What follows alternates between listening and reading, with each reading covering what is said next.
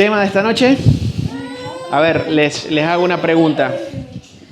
¿Les pasa, como a mí, que hay etapas o momentos en nuestra vida, en nuestra relación con Dios, en nuestra carrera de la fe, en la que estamos muy bien espiritualmente, estamos muy cerca de Dios, y después, por alguna razón, que por lo menos yo no logro siempre identificar, en el momento al menos, me empiezo a alejar, empiezo a no estar tan bien como en otro momento? ¿Les pasa? ¿Les ha pasado alguna vez? ¿Sí? ¿Sí? Me pasa muchas veces, me pasa seguido, de hecho. ¿Qué más suele pasar lo contrario? ¿Qué? Que estamos siempre alejados de Dios y a veces nos acercamos, sí, tal vez en realidad pueda también pasar eso en muchos casos, más seguido todavía, que estamos mucho tiempo en cualquiera y por ahí, bueno, tenemos así como un pico de espiritualidad o de cercanía con Dios. Pero bueno, lo mejor sería o lo más normal sería que fuera al revés, aunque lo ideal sería que nunca ocurra, que siempre estemos muy cerca del Señor. Pero muchas veces me pasa que tengo una etapa donde me siento cerca del Señor, donde cuando oro siento la presencia del Señor, siento que estoy realmente comunicándome con Él, siento que el Señor me habla cuando estoy con Él en su presencia, siento que cuando leo la Biblia veo cosas nuevas, el Señor me muestra cosas, crezco, siento que cuando me relaciono con otras personas, incluso cuando tengo comunicación o charlas, son como más profundas, tienen como algo más espiritual, ¿sí? O en todo, cuando canto, me doy cuenta de que lo último que me acuerdo del día es haber estado hablando con Dios o pensando en Él, en sus cosas, y me duermo, llega un momento en que te dormís. Y lo primero que me ocurre a la mañana cuando me despierto es volver a que esas cosas ocupen mi mente y estar todo el tiempo como cerquita de Dios. Y por alguna razón, como les decía hace un rato, que no sé exactamente cuándo ocurre o por qué ocurre. Tal vez podemos identificar el por qué, pero no te das cuenta el momento exacto en que vos decís, che, me empecé a desviar, ¿no?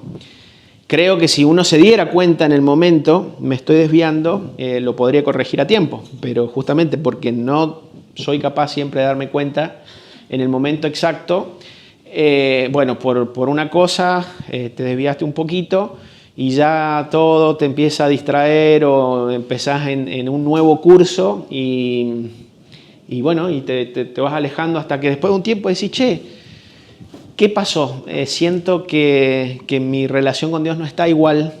¿Y qué pasa en ese momento? Cuando reflexiono, ¿qué pasa? Vuelvo, me doy cuenta que tengo que volver. Y pasa seguido, ¿no? Saben que por la carrera que yo tengo, tuve que aprender cómo se mueven los aviones por el aire. Y hay una cosa que se llama, una palabra que ustedes la van a conocer, que tiene que ver cuando los aviones, hace mucho tiempo, cuando no había tanta tecnología para la navegación, se empezaban a desviar del curso, ¿sí?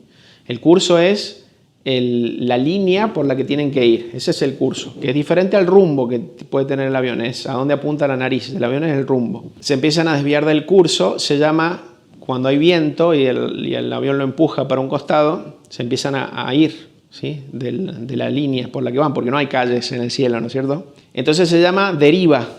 Esa desviación se llama deriva, por eso se dice también a los barcos que están a la deriva, quiere decir que van para donde los lleve el viento, ¿no? O el mar. Entonces los aviones empezaban a desviarse y tenían deriva. Entonces imagínate, en un viaje de 2 o 3 horas, vos estabas apuntando a la nariz para un lugar y no llegabas a donde ibas, terminabas en cualquier otra parte. Entonces empezaron a inventar mejores tecnologías para corregir esa deriva y volver al curso correcto. Bueno, hoy por hoy con los satélites, el avión en cada momento, la computadora del avión, digamos, puede saber exactamente dónde debería estar y ajustar su rumbo para dónde apunta con tal de que pueda ir por el camino que tiene que ir. Entonces, si tiene mucho viento de costado, mucha deriva, simplemente apunta para otro lado del avión y aunque la nariz apunta no a donde quiere ir, para otro lado, pero por cómo lo empuja el viento, termina yendo derecho, desviándose casi nada. Obviamente para no perder combustible y demás, y para llegar a su puerto. Entonces, bueno, ¿qué hacen estas máquinas o estas tecnologías? Volverlo al avión a el camino por el que tiene que ir, ¿no? Volverlo. Entonces, yo me sentí identificado, digo, muchas veces, me empiezo a desviar, uno no se da cuenta, pero la corriente te está empujando para algún lado y terminás en otra cosa, no a donde vos querías apuntar, o donde el Señor quiere que vayamos. Entonces tengo que corregir esa deriva y volver. Y estaba pensando en un personaje que tenemos en la Biblia, que lo conocemos muy bien, y que en muchos momentos de su vida daba indicios de que estaba mirando o apuntando para un lugar que no era el correcto. Es el apóstol Pedro. Vamos a leer en Mateo 14, versículo 22. Dice así: Jesús hizo a sus discípulos entrar en la barca e ir a la otra ribera. ¿Sí? Estaban en un lugar, dice, súbanse a la barca y vayan al otro lado del lago. Después voy yo. Mientras él despedía a la multitud.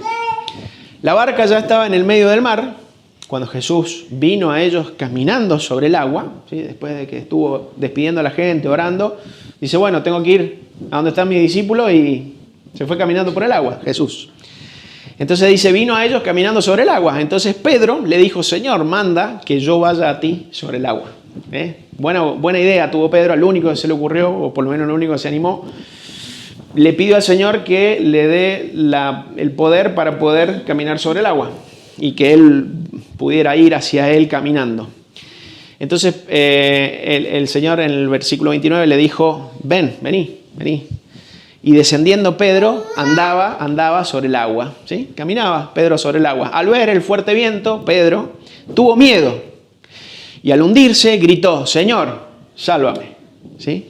Dice que tuvo miedo porque veía las olas y desvió la mente, ¿no? En los ojos del Señor, empezó a fijarse en las cosas de alrededor y se empezó a hundir. Entonces él, ¿qué hizo?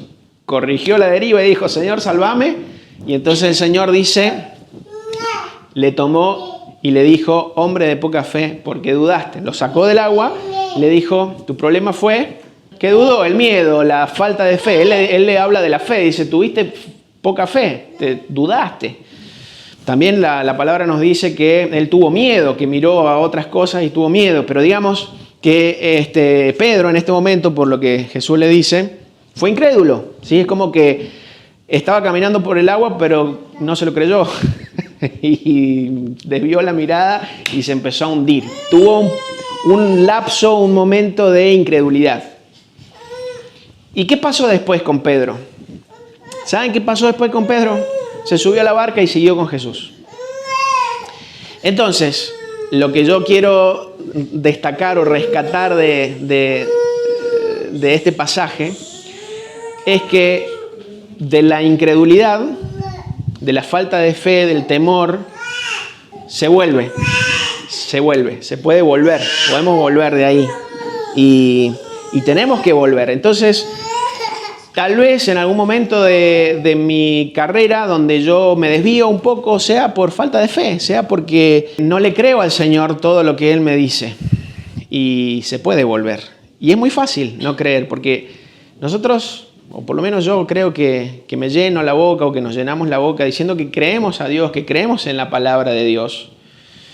Y hasta cierto punto es verdad, pero cuando realmente uno prueba a las personas, o me pruebo a mí mismo, si realmente creo que lo que dice la Biblia tiene que ser verdad, así como lo dice, me doy cuenta que no lo creemos tanto. Una vez charlaba con alguien y yo le decía, según la palabra de Dios, si nosotros como cristianos oramos por una persona que está enferma, debería sanarse. Bíblicamente yo no encuentro otra respuesta.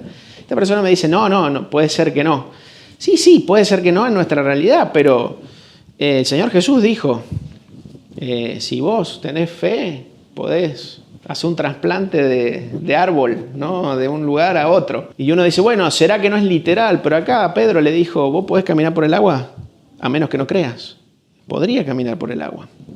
Entonces, cuando llega el momento, en realidad, en el fondo, terminamos no creyendo realmente que las cosas son como la palabra de Dios nos dice. Y no creemos. Y entonces nos desviamos y hay cosas que no podemos hacer y hay cosas que no podemos vivir porque simplemente vamos por un camino cerca, como ese avión, ¿no? que se empieza a desviar un poco, va cerca de dónde tiene que apuntar, de cómo tiene que volar, pero no va exactamente por el camino. Pero la buena noticia es que se vuelve, porque Pedro salió del agua, Jesús le tendió la mano y lo subió a la barca con él y no pasó nada, volvió. No dijo, bueno, Pedro, fuiste el peor incrédulo de todos, sos el peor de mis discípulos, así que hundite o andate o no sé qué. No le dijo nada de eso. Lo retó, le tiró la oreja porque dijo, no tenés que tener falta de fe. Si yo te digo vení, vas a poder. Pero se subió a la barca con él, no, volvió, se vuelve, ¿sí? Tenemos otros episodios. Comenzó Jesús, esto es en orden cronológico, estos son un par de capítulos más adelante. Mateo 16, 21 dice Jesús comenzó a declararle a los discípulos que debía ir a Jerusalén, padecer mucho, ser muerto y resucitar al tercer día. Entonces Pedro comenzó a reconvenirle, diciendo, Señor, ten compasión de ti, en ninguna manera esto te suceda, ¿sí? Parece que Pedro fuera un hombre muy altruista y dice, no, Señor, no, ¿cómo te va a pasar esto? ¿Cómo lo que nos estás contando no puede ser verdad? ¿Cómo que tenés que padecer, que te tienen que agarrar, que te van a matar, que te van a hacer esas cosas que vos nos estás contando? No, cuídate, que no te pase esto. Entonces parece que el interés de Pedro fuera por Jesús, pero Jesús que mira el corazón le dice, apártate de mí o quítate delante de mí, Satanás, me eres tropiezo en el sentido de que no... Si yo te hago caso, no voy a lograr lo que vine a hacer. Me estás estorbando a los propósitos de Dios. Dice, porque no te preocupas por las cosas de Dios, sino por las de los hombres. Entonces, con esta respuesta, Jesús le está diciendo a Pedro que lo que había detrás de esto, que parecía que Pedro estaba preocupado por Jesús, en realidad lo que estaba sucediendo es que Pedro estaba preocupado por sí mismo. No se quería quedar sin su maestro. Y dice, vos te preocupás por las cosas de los hombres. Vos estás fijándote en tu bien, ¿sí? No estás mirando la obra de Dios.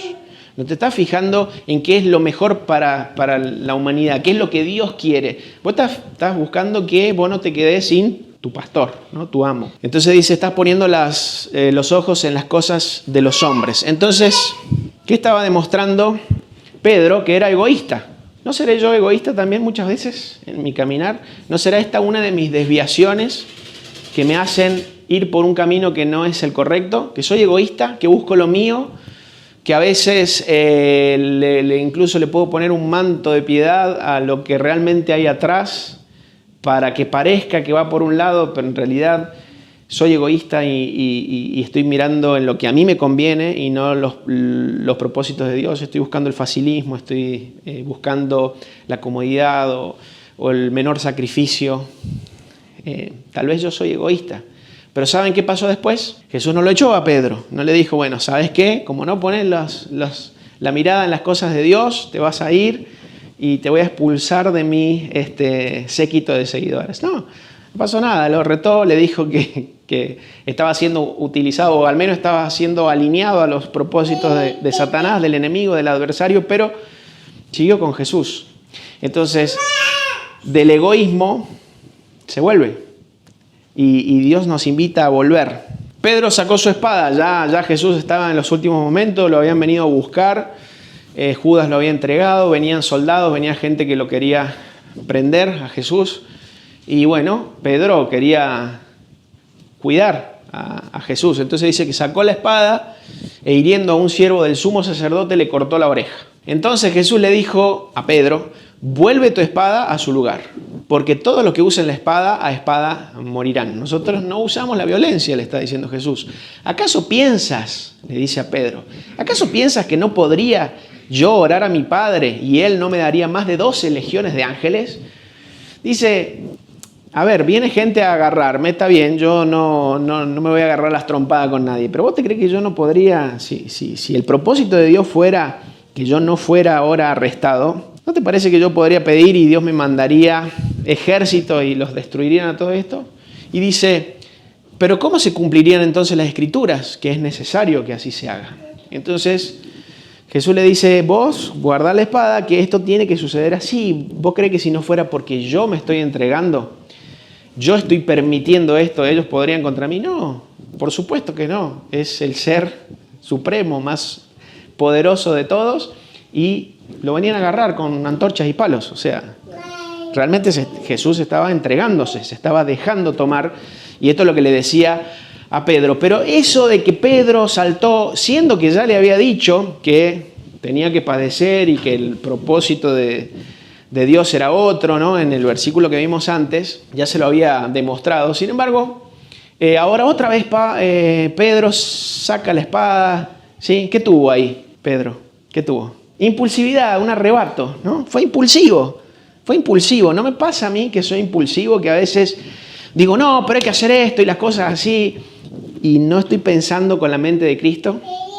Fue un arrebatado, ¿no? Fue un apurero, incluso lastimó a una persona, le cortó la oreja a alguien, que Jesús lo tuvo que reparar, ¿no? Porque en otro evangelio dice que lo curó. Le volvió a pegar la oreja, no sé, se la volvió a hacer, no sé, pero dice que lo sanó. Fue impulsivo, él dijo, no, esto no quiero que me pase, esto no va a pasar, yo no lo voy a permitir, ¿sí? Fue impulsivo. ¿Y qué pasó después? Salió corriendo Pedro, porque si no lo agarraron a ellos también, entonces después se terminaron escapando, pero digamos que él guardó la espada y le hizo caso a Jesús. Entonces, de estos arrebatos, de esta impulsividad, de este carácter no controlado, se vuelve, ¿o no? Se vuelve. El Señor nos da, a través del Espíritu, la fuerza para que nosotros podamos dominarnos y pensar como Él lo haría y poner las cosas en su lugar. En esos buenos momentos de los que yo le hablaba hace un rato, que por ahí me desvío, me doy cuenta de que tengo otra visión, otra forma de pensar y entiendo las cosas de manera distinta. Entonces se puede volver de estos impulsos carnales, de esta falta de dominio. ¿Qué más?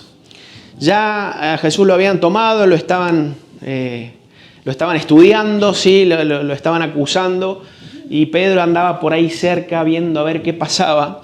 Y dice que una criada, una sierva de por ahí, se acercó a Pedro diciendo, estoy leyendo Mateo 26, 69, tú también estabas con Jesús, le dijo, ¿no? Y él lo negó diciendo, no sé lo que dices. Saliendo a la puerta le vio otra criada. Y dijo, también tú estabas con Jesús. Pero él negó otra vez, jurando ahora. Primero lo negó, ahora hizo un juramento. Dice, no lo conozco, o sea, te juro que no sé de qué me hablas, ¿sí? Hizo un juramento. Un poco después, los que estaban por allí dijeron, también tú eres de ellos, ¿sí? Hasta por cómo hablas se daban cuenta de que era de los seguidores de Jesús. Entonces, él comenzó a maldecir, porque ellos le habían dicho que se notaba en cómo hablaba. Entonces, él empezó a hablar como los otros, ¿no? Empezó a maldecir y a jurar, no conozco al hombre. Y después cantó el gallo y dice, saliendo fuera, lloró amargamente. Jesús le había dicho, vos me vas a negar, y se cumplió. Entonces él, cuando se acordó de que Jesús se lo había anticipado, se sintió muy mal, ¿sí? Y volvió. Se arrepintió, lloró amargamente. Pero entonces ahora, ¿qué le pasó a Pedro? ¿Cómo fue? Fue cobarde. No tuvo el valor para decir sí. Yo estuve con Jesús, yo soy uno de ellos. No se animó. ¿Por qué? Y porque estaban viendo a Jesús que lo estaban por fusilar, lo estaban por matar. Entonces ahora que él veía a Jesús en esa situación, ya no tenía tanto valor como antes, que sacó la espada y quería... Cuando tenía a Jesús al lado era una cosa. Pero ahora que Jesús estaba con las manitos atadas, ya dijo, no, yo no lo conozco, yo no sé quién es. Entonces fue cobarde, no se quiso identificar. ¿Y cuántas veces a mí me ha pasado de esto, ¿no? De que no me quiero identificar, no me quiero quemar, o tengo miedo de hablar o de decir, o que se den cuenta. A veces, sobre todo cuando era más joven, porque uno cuando se va haciendo grande se da cuenta de que no pasa nada y de que no está bien. Pero yo creo que aún hoy, en muchas situaciones tal vez, tengo cierto miedo, cierta cobardía de que se note que soy un seguidor de Cristo. Por ejemplo, no le he puesto el pececito al auto. ¿Has visto que ahí nomás le ponen? No, es una broma, pero digo, son cosas que a lo mejor uno hace cosas para ocultarlo de alguna manera. O bueno, si se nota, si se dan cuenta, pero no es que me ando identificando como quien lleva una escarapela, ¿no? Entonces, en este momento Pedro fue cobarde. Yo en muchos momentos soy cobarde. Pero ¿qué pasó después? ¿Volvió o no volvió Pedro? Volvió. Entonces de la cobardía se vuelve. Y tenemos un momento más. Y acá está hablando el apóstol Pablo de Pedro. Fíjense. En un momento el apóstol les cuenta a los Gálatas algo que le pasó a él en un momento que estuvo cerca de los otros apóstoles anteriores a él. Y dice, está contando el apóstol Pablo, cuando Pedro vino, le resistí cara a cara porque era de condenar. Pues antes que vinieran algunos de parte de Jacobo, comía con los gentiles, pero después que vinieron se retraía y se apartaba porque tenían miedo de los judíos. Y también usa otra frase en otro momento que dice que en esta simulación, dice, también participaba Bernabé y otros judíos. Eso era condenable. ¿Qué está diciendo Pablo acá que no, parece que no se entiende muy bien?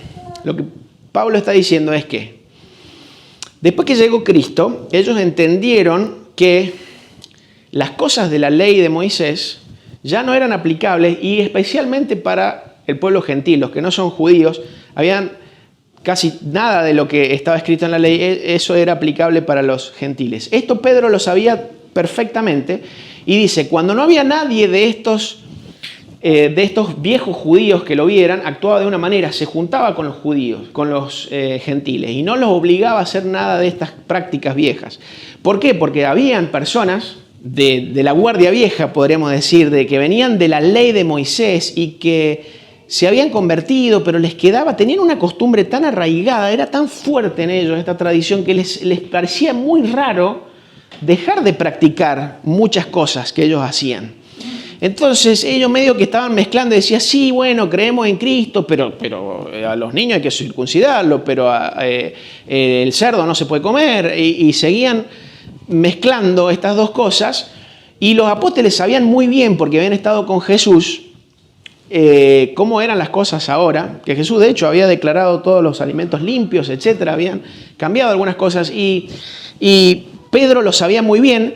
Pero dice, cuando no lo veían estos judíos medios anticuados, por decirlo así, sí se juntaba con los gentiles y se comportaba de una manera. Ahora, cuando lo veían estos otros, dice que no, que se apartaba de ellos y no se juntaba tanto o actuaba de otra manera o los trataba a ellos de otra manera. Dice, eso era condenable porque está haciendo ¿qué? Falso, un hipócrita, ¿sí? Era un hipócrita. Entonces, ¿no soy yo hipócrita muchas veces? ¿No le ha pasado que ustedes hablan de una manera o son de una manera en un contexto, en un ambiente y en otro de otra? Depende de quién me escucha, lo que digo, lo que no digo. Si estoy en el trabajo, medio que me comporto parecido a los del trabajo, pero si estoy en la iglesia, me comporto de otra manera. Y si estoy en la casa, me comporto de otra manera. Y si estoy solo, me comporto de otra manera y termino no siendo real, honesto, sino que soy un falso, un hipócrita. Y depende de con quién estoy, qué cosas hablo, cómo lo digo, cómo me muestro. Entonces, sí, muchas veces me he mostrado muy santo y muy espiritual delante de personas, pero después yo en mi secreto o en mi soledad soy diferente. O con personas de más confianza soy diferente. Pero ¿cuál es la buena noticia? Que de la hipocresía se vuelve, porque Pedro no dejó de ser un gran apóstol, un gran líder y una persona poderosa que hizo milagros y que nos dejó cartas muy, muy lindas, interesantes y edificantes. Una persona realmente excelente y que murió como un mártir dándolo todo por Cristo. ¿Por qué? Porque volvió. De todos esos errores, volvió, se vuelve. Entonces, si yo en algún momento pierdo este rumbo o me alejo, yo tengo que volver. El Señor quiere que yo vuelva. Y lo mejor de todo es que Jesús, o el Señor, no tiene reclamos serios para mí, más que vuelva. El peor de los reclamos que va a tener para conmigo es que yo no vuelva, porque por ahí me puedo distanciar o enfriar o desviar por tanto tiempo que después ya como que digo, no, ¿qué voy a volver? Ya está, o ya me acostumbro a vivir de una manera con Dios como si fuera una cosa medio esotérica, ¿no? Medio, bueno, una cosa que yo oro, pero no sé, hablo con el aire, ¿no? Y dejo de tener esa fe real y de vivirlo de una manera real porque me acostumbré a irme. Pero el Señor quiere que vuelva. Y Él quiere que vuelva. Le dice a la iglesia de Éfeso al Señor Jesús: tengo contra ti que has dejado tu primer amor. Recuerda de dónde has caído, arrepiéntete y haz las primeras obras. ¿Saben qué significa arrepentirse? Volverse, darse vuelta y caminar por el otro lado. Le dice: arrepentite y hacé lo de antes. Hacé eso que hacías al principio. ¿Te acordás cómo orabas? ¿Te acordás cómo te gustaba aprender, leer la Biblia? ¿Cómo querías experimentar la relación conmigo? ¿Viste? ¿Te acordás cómo era al principio ese primer amor? ¿Cómo hablás con otras personas? ¿Cómo me servías? ¿Te acordás? Yo quiero ese otro Germán. Yo quiero el de antes. Dice: arrepentite, volvete, te has caído. Volvé. El Señor, cuando estoy bien, me invita más. Pero cuando estoy mal, me invita a volver. Y le dice: has dejado el primer amor, hacelo de antes, arrepentite. Entonces el Señor me dice que vuelva. Y esta palabra, vuelve, yo quiero que como ejercicio cada uno de ustedes piense que hoy, si están en una situación parecida, que a lo mejor no están en el mejor momento de su carrera espiritual o sienten que en otro momento han estado mejor, piensen que el Señor ahora les está diciendo: volvé.